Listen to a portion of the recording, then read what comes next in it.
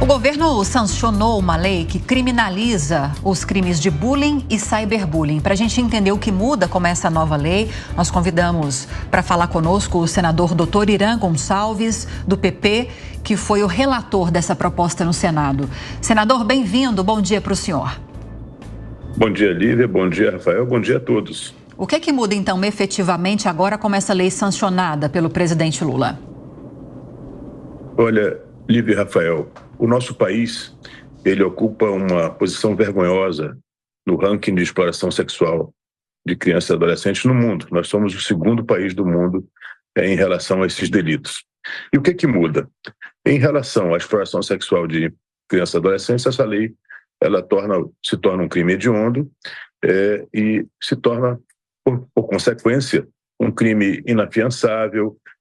Esse crime, inicialmente, alguém que o pratique será preso, não terá o benefício de penas alternativas, não terá benefício de anistia, indulto, graça, esses benefícios que a lei penal concede a infratores.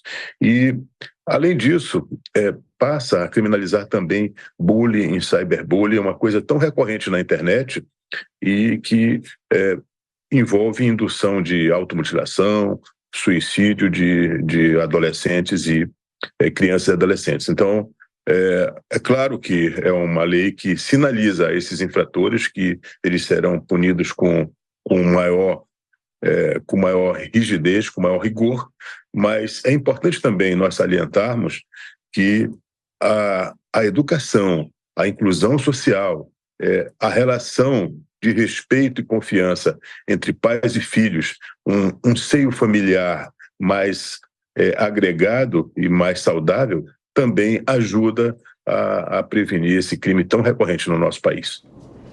Senador, uma dúvida.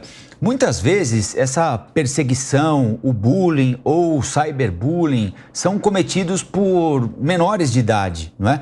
Tem alguma previsão na legislação que preveja alguma espécie de punição possível a um menor de idade ou uma responsabilização do maior responsável por aquele menor? Isso quando acontece no ambiente escolar, como fazer? Veja bem, essas questões já estão consignadas no Estatuto da Criança e Adolescente. Obviamente que isso haverá uma responsabilidade das pessoas que são os pais ou responsáveis por aquela criança. E, além disso, eu queria salientar uma coisa importante. Ficou consignado na lei de que todas aquelas pessoas das instituições públicas ou privadas que tenham envolvimento na educação de criança e adolescente, elas terão que apresentar certidões de antecedentes criminais periodicamente tanto nas escolas públicas ou privadas. E com isso, a gente, de certa forma, garante que aquelas pessoas que estão em contato com as crianças e adolescentes, elas tenham um cuidado muito grande com sua conduta na sociedade. Porque, além dessa algo que acontece de maneira recorrente nas escolas, como você falou, mas na nossa experiência prática, eu sou oftalmologista, mas também fui médico legista há muito tempo, e a gente sabe que a violência sexual e a exploração de crianças e adolescentes, ela acontece, infelizmente, de forma muito frequente, dentro do próprio seio familiar.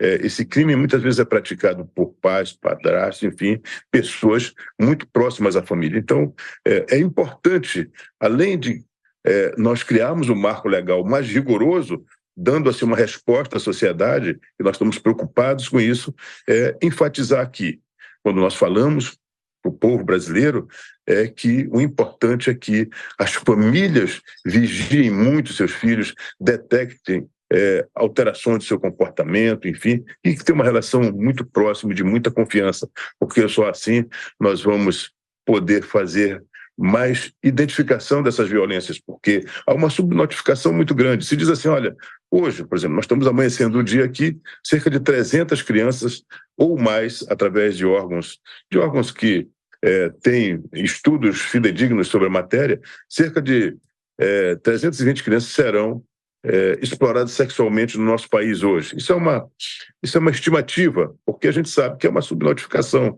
Tem muitas pessoas e muitas famílias que se sentem constrangidas e terminam não procurando ajuda e não denunciando esse crime tão grave a esse segmento da nossa sociedade que é extremamente vulnerável, porque vocês sabem que criança e adolescente ainda não têm uma personalidade formada e, por isso, são muito mais suscetíveis a esse tipo de influência nefasta que acontece no nosso país e no mundo. Essa lei, senadores, estipula multa para a prática de bullying, multa e prisão de 2 a 4 anos para o caso de bullying praticado nos meios digitais, que é o cyberbullying. Talvez porque nos meios digitais, não sei, o senhor pode falar melhor do que eu a respeito disso, esse tipo de prática de crime, a gente pode falar assim agora, ganha proporções ainda maiores e com isso os danos podem ser ainda piores, consequentemente, né?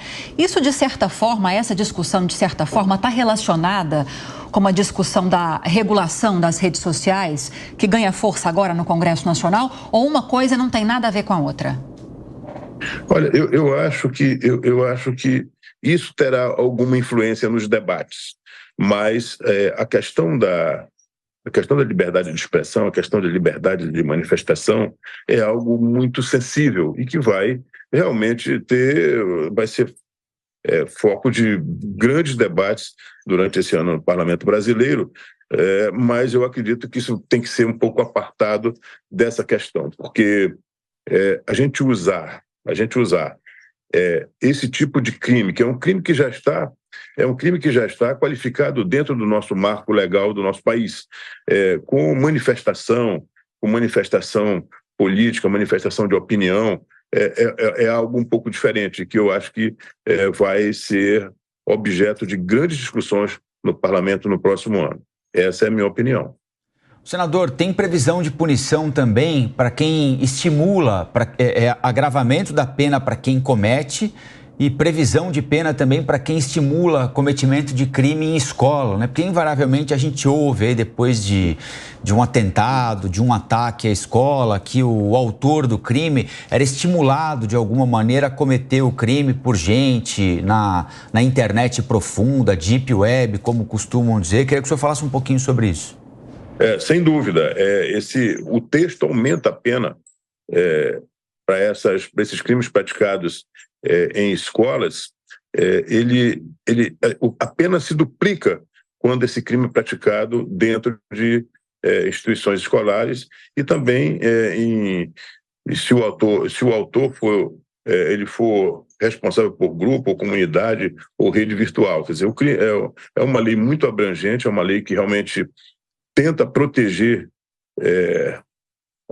esse segmento da nossa sociedade, que é o futuro do nosso país, mas que eu sempre volto a enfatizar, como médico e como pai de 5 filhos, como avô de 5 netos, eu acho que é fundamental que a gente trabalhe muito em inclusão social, em aperfeiçoar a nossa educação, a formação dos nossos jovens, que com isso a gente termina mitigando o sofrimento dessas crianças e adolescentes que são submetidos a esse crime odioso. É um crime que nos envergonha muito, porque isso dá uma sensação de que o nosso país não é muito responsável por aqueles que nós estamos formando para o nosso futuro. Então, eu acho que a sinalização dessa lei é importante para isso. E quando nós estamos falando sobre essa lei aqui, nós estamos chamando a atenção das pessoas do nosso país, das pessoas que são responsáveis pela formação desse segmento da sociedade importante, de que a gente precisa encarar com seriedade e de uma maneira muito ampla a formação e a proteção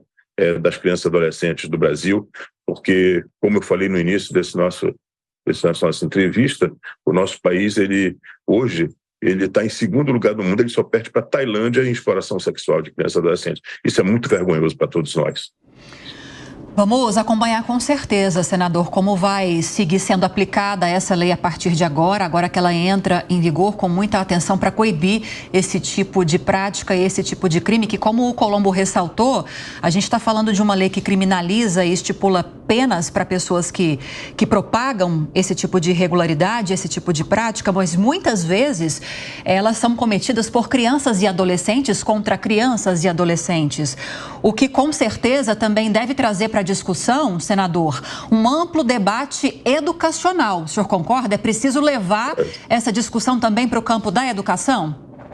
Sem dúvida, sem dúvida. Como falando, a lei é apenas um dos instrumentos que nós estamos utilizando para tentar mitigar o sofrimento desse segmento da nossa sociedade. Mas isso envolve educação, isso envolve inclusão social, porque a maior parte desses crimes são cometidos em comunidades de menor renda, onde há uma relação às vezes um pouco mais, eu diria assim, conflituosa entre as famílias, onde há uma desagregação familiar, onde não há um ambiente saudável para se criar criança e adolescente. Então, eu acho que nós temos que...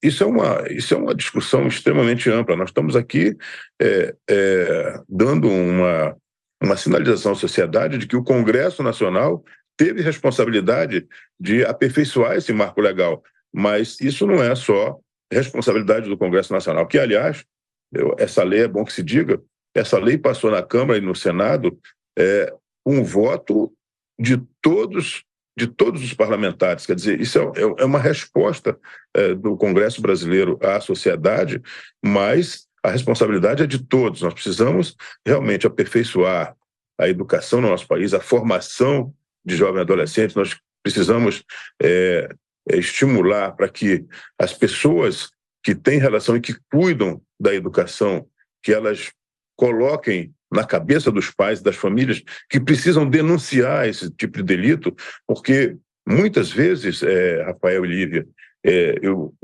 quero aqui salientar de que muitas vezes as famílias terminam, por alguma razão, omitindo esse tipo de delito, e com isso elas terminam estimulando a impunidade e estimulando mais exploração. Quer dizer, nós temos que chamar a atenção para que a gente possa realmente tornar essa responsabilidade de todos e que nós possamos aperfeiçoar cada vez mais um ambiente de formação de uma maneira mais global das crianças e adolescentes do nosso país.